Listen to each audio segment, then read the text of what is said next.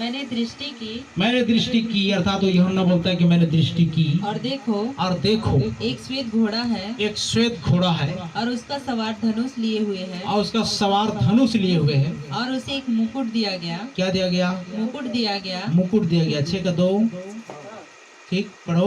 और वह जय करता हुआ निकला। ओ क्या करता हुआ निकला? जय करता हुआ निकला। जय करता हुआ निकला मतलब युद्ध में जयवंत होता हुआ निकला कि और भी जय प्राप्त करे। कि और भी क्या प्राप्त करे? जय प्राप्त करे। 13 अध्याय 2 पद को पढ़ दो।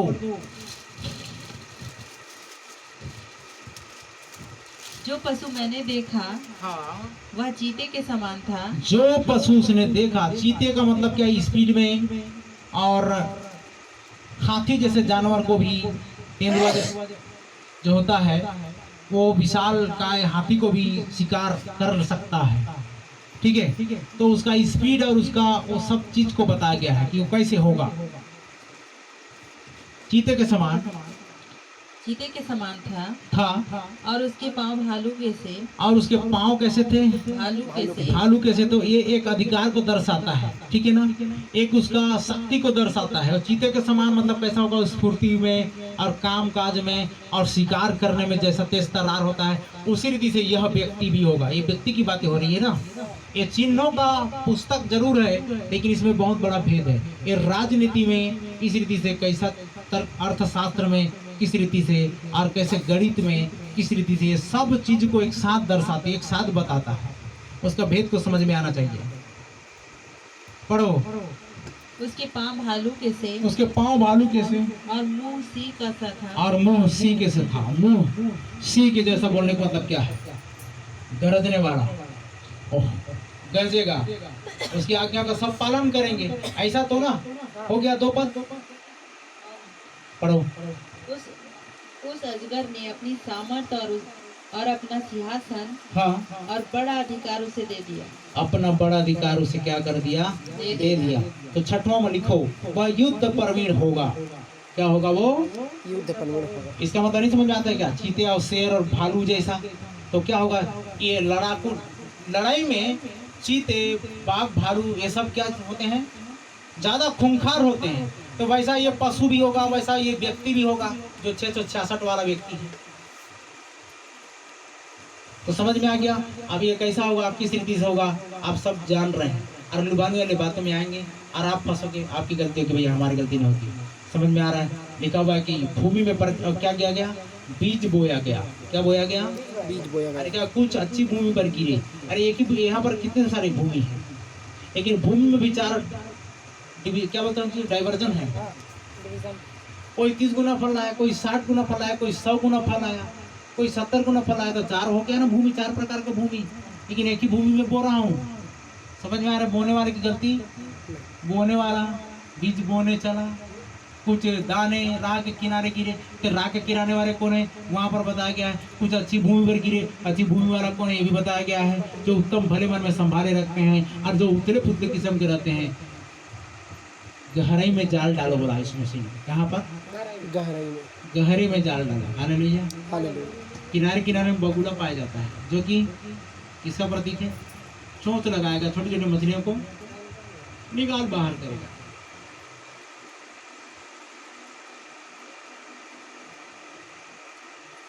सातवां दानियल 11:39। पराये देवता के सहारे, उस पराये देवता के सहारे वह अति दृढ़ गढ़ों से लड़ेगा। वह अति दृढ़ गढ़ों से लड़ेगा। और जो कोई उसको दृढ़ गढ़ मतलब समझ रहे हैं? दृढ़ गढ़ चट्टान मतलब एकदम ठोस गढ़ जो है उससे भी वो लड़ेगा। और जो कोई उसको माने उसे वह बड़ी प्रतिष्ठा देगा। हाँ, उसको बड़ी प्रतिष्ठा देगा। ऐसे लोगों को वह बहुतों के ऊपर प्रभुता देगा। वो बहुतों के ऊपर में प्रभुता देगा। उधर क्या हो रहा है? हेलो। और अपने लाभ के लिए। बस समझ में आता है यहाँ पर 11:39 पद को पढ़ने से। पढ़ो। उस पराये देवता के सहारे वह अति दृढ़ गढ़ों से लड़ेगा। अति दृढ़ गढ़ों से लड़ेगा। और जो कोई उसको माने उसे वह बड़ी प्रतिष्ठा देगा। ऐसे लोगों को हाँ, वह बहुतों के ऊपर प्रभुता देगा बहुतों के ऊपर में प्रभुता देगा और अपने लाभ के लिए और अपने लाभ के लिए अपने देश की भूमि को बांट देगा। अपनी देश की भूमि को क्या कर देगा? बांट देगा। दूसरा थिस्सलुनीकियों 2:4 विरोध करता है जो विरोध करता है और हर एक से जो ईश्वर या पूज्य कहलाता ईश्वर या पूज्य कहलाता है, अपने आप को बड़ा ठहराता अपने आप को बड़ा ठहराता है, यहाँ तक कि वह परमेश्वर के मंदिर में बैठकर अपने आप को ईश्वर ठहराता अपने आप को क्या ठहराता है? ईश्वर ठहराता है। तो परमेश्वर का मंदिर कौन है? कौन है जी? हाँ, हम सभी हैं, जीवित परमेश्वर का मंदिर। हालेलुया। चलते फिरते जीवित परमेश्वर का मंदिर है, लेकिन उस मंदिर में परमेश्वर बैठने के बजाय कोई और बैठा है तो अपनी महिमा ले रहा है ना? ले रहा है। यहाँ तो राजनीति की बातें हो रही है। परमेश्वर का मंदिर, परमेश्वर का भवन में जो बैठेगा और कौन होगा? बोला गया है, सारी संस्थाओं को नचाने वाला।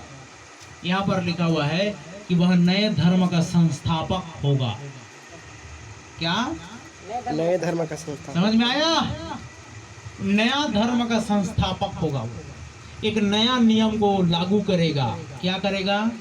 नए नियम। कैसे लागू करेगा? धीरे धीरे कर दिया ना। अब एक बैग करेगा तो सारे के सारे लोग उसको मार डालेंगे, लेकिन धीरे धीरे करेगा ना तो किसी को पता भी नहीं चलेगा। क्या नोटबंदी करवा दिया इधर। अब मेरा निशाना मोदी पे रहे, सर मत समझना। समझ में आ रहा है? कहीं ऐसा नहीं बोलते ना जाकर गिलुलबाली में पास्टर ऐसा प्रचार कर रहा था, मेरे को इधर आकर पकड़ के ले जाएंगे। तो कैसा करेगा काम हो? धीरे धीरे करेगा।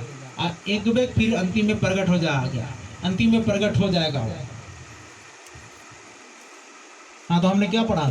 जो परम पूज्य कहलाता है, परमेश्वर के मंदिर में बैठकर अपने आप को ईश्वर ठहराता है। हो गया 4 पद। अब प्रकाशियों के 13-8 पद पढ़ेंगे।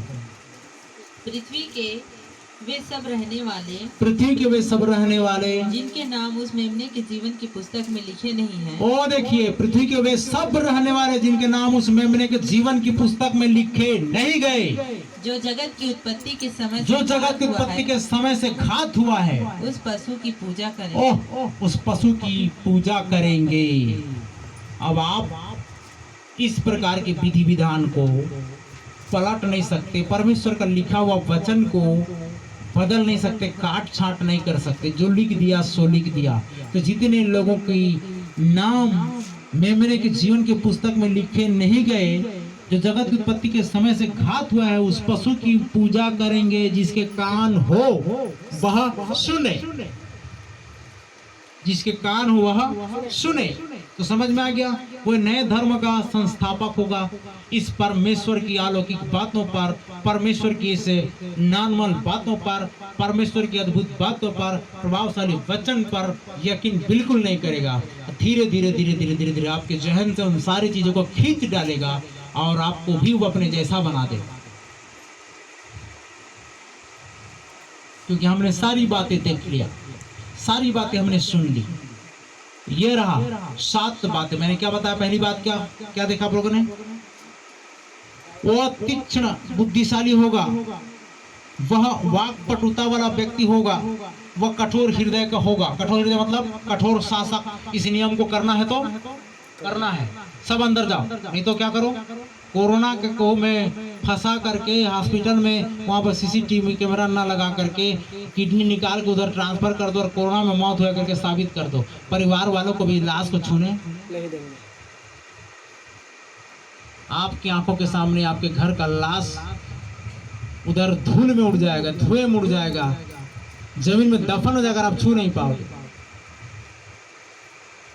वैसे बाइबल में लॉकडाउन के बारे में भी है, कुछ बातें हैं।